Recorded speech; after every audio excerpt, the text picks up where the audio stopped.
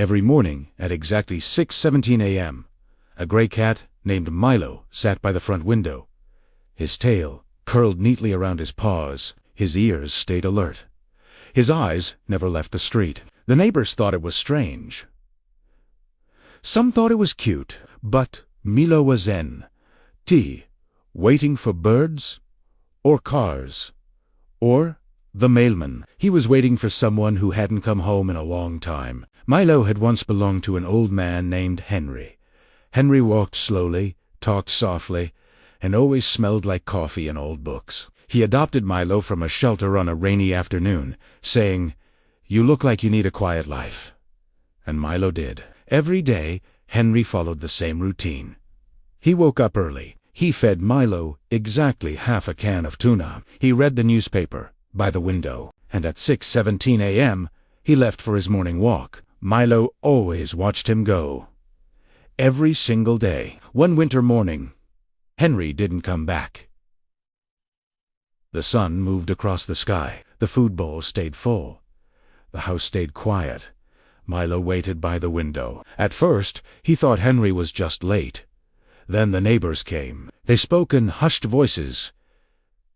They wore heavy coats. They looked at Milo with sad eyes. Henry was gone. Milo didn't understand words like hospital or heart or never coming back. He only understood routines.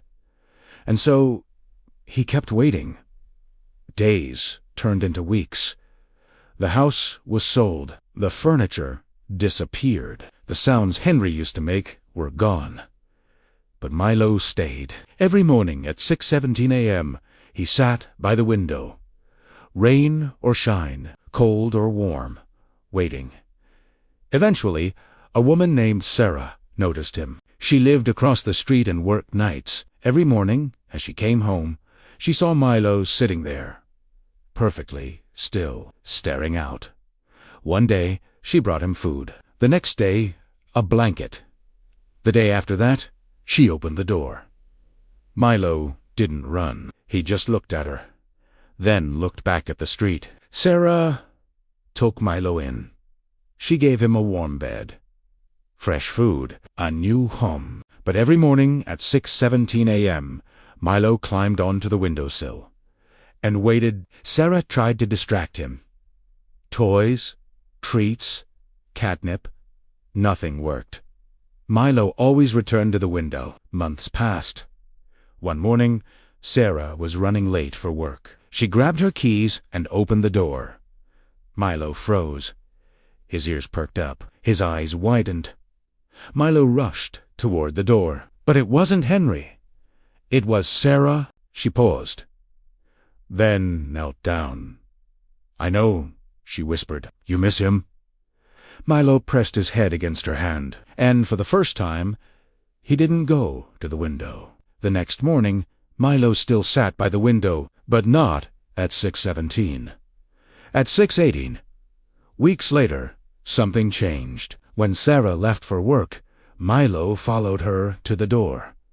When she came home, he greeted her. The window was still there, but it wasn't the only thing he waited for anymore. One morning, Sarah noticed something. At exactly 6:17 a.m., Milo sat by the window. But his tail wasn't tight around his paws anymore. It was relaxed. He looked out at the street. Then he looked back at her and walked away.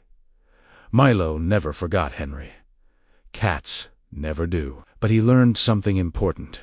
Sometimes waiting doesn't mean staying stuck in the past. Sometimes it means honoring it and then moving forward.